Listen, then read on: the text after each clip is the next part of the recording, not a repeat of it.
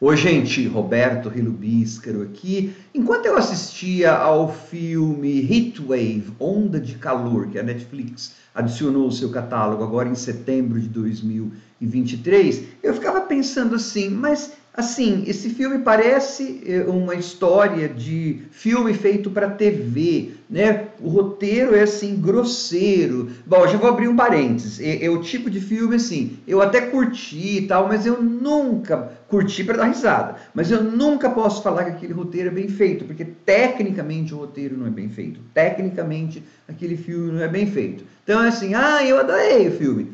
Beijo, né? Mas tecnicamente ele não é um filme bem feito.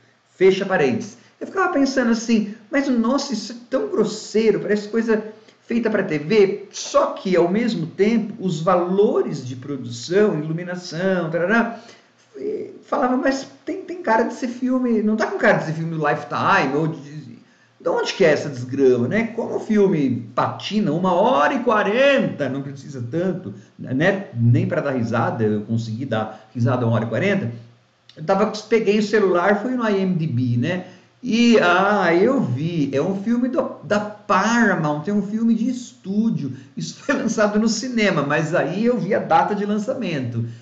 E foi lançado em janeiro de 2022. Eu falei, entendi. Janeiro é um mês cemitério, né? Quando você quer lançar filme que o próprio estúdio não acredita que vai dar certo, põe em janeiro. O próprio estúdio já sabe, já enterra o filme. E aí, ele entrou na Netflix tipo num domingo, numa segunda, não é um dia nobre também para entrar na Netflix. Eu falei, entrou bem discretamente. Eu falei, então tá bom. Dá para rir? Dá, algumas horas assim, cringe, cringe, cringe, cringe. Só que antes de continuar, de falar dessa coisa cringe, eu gostaria de convidá-los a se inscreverem no canal Robertando, curtir os vídeos, compartilhá-los, agradeço bastante. É cringe, dá para rir, mas 1h40 tem hora que o saco da gente fica meio cheio. Mas é assim, ó.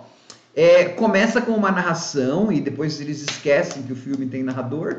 Ela só volta, acho que, falar lá pro fim. É uma moça que quando era criança perdeu os pais, todo mundo morreu no incêndio. Aí ela colocou fogo na casa do senhorio, lá no apartamento. Eu sei que o filme, como chama Onda de Calor, tem fogo para tudo quanto é lado e se passa numa onda de calor enorme no verão, em algum lugar lá, que eu nem me dei o trabalho de lembrar mais que lugar que é, tá? Eu sei que tá um lugar de 40 graus. Tudo bem, não tem... As pessoas... Eu moro em um lugar que faz 40 graus, a gente não se veste daquele jeito quando tá 40 graus, e também a nossa pele fica suada, mas enfim, isso é outra história. E aí, então, essa moça, ela mexe com um negócio de real estate, né, com um negócio de imobiliária, e eu sei que ela tem um amigo que deixa ela tomar banho, usar a piscina de um condomínio qualquer lá. E nessa piscina, ela vai encontrar uma moça, a Eve, a Eva, a serpente, e ela vai começar a ter um caso com a Eva, as duas moças. E essa mesma, nossa protagonista, que não lembro mais o nome dela, ela vai arranjar um emprego lá num cara muito ricaço, não sei o quê, e esse cara do nada já vai começar a soltar coisas assim íntimas para ela logo no primeiro, segundo dia, porque ela apresenta uma grande ideia e, né, inclusive ela consegue o lugar do carinha, ela que era assistente dele, ela vira assistente dele, ele já começa a falar do casamento, não sei o quê, e aí tem uma festa na casa dele, uma festa, bom, depois eu falo disso, e aí a gente tem uma virada, assim, por quê? Por quê? Por quê? Porque essa menina lá que ela estava tendo um caso, é a mulher do chefe, então ela está dormindo com a mulher do chefe, e aí depois esse chefe vai desaparecer, e aí começa um monte de reviravolta, uau, em um roteiro que é assim, tudo acontece por acaso, e tudo você diz assim, isto só aconteceu porque o roteiro precisou. Então, por exemplo, precisava ter depois um policial para apoiá-la. Então, eles fazem assim, ela arranja ela tá tendo caso com a mocinha, mas ela vai encontrar um cara, né, no aplicativo, lá, sei lá que raio que é, no Tinder, não, nem fala que é Tinder, mas enfim. E aí, então ela vai conhecer um policial. Claro que daí depois desse policial vai ser o policial bonzinho, porque é claro que vai ter um policial malvado, tá? Então assim, tudo acontece dentro de uma lógica muito previsível e dentro de um jeito que, para fazer o roteiro, é de uma grosseria assim enorme.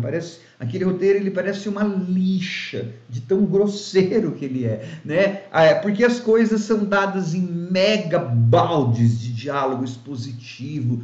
É aquele roteiro que no final fica tendo virada. Tem uma hora assim que tem uma puta de uma coincidência que fala, nossa, esse cara então tinha bola de cristal, né, para prever que tudo isso ia acontecer. Enfim, algumas pessoas ali consultaram assim oráculos para saber que determinadas outras pessoas fariam aquilo naquele momento, naquele dia, naquela hora, para o bel prazer dessa pessoa, né?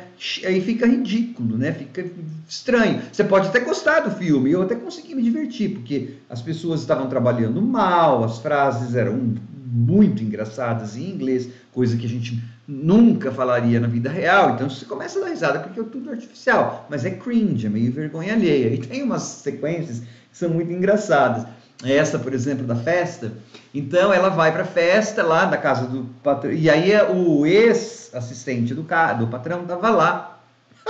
Ele tem uma mega pedra de gelo na casa e o cara tá com um quebrador de gelo. Falei, instinto selvagem, cadê a Sharon Stone que não aparece? Ele tá lá quebrando o gelo, assim, como se ele estivesse matando alguém. Nossa, eu falei, esse cara tem culpa no cartório.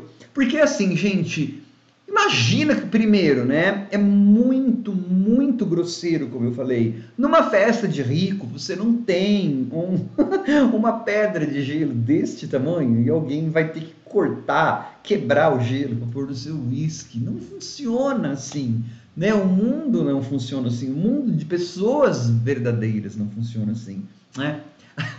E é claro que ele vai ter alguma coisa a ver, mas não só ele. É claro que aquela menininha, a Eve, olha o nome da Eva, não vai ter alguma coisa a ver. E aí tem uma hora que eles estabelecem que a nossa protagonista, ela é diferente, kickbox, parece que é uma arte, não sei se é arte marcial, é uma luta lá. Então, daí tem o policial malvado e o policial bonzinho, né? Que o policial bonzinho é aquele que ele tinha descoberto no aplicativo.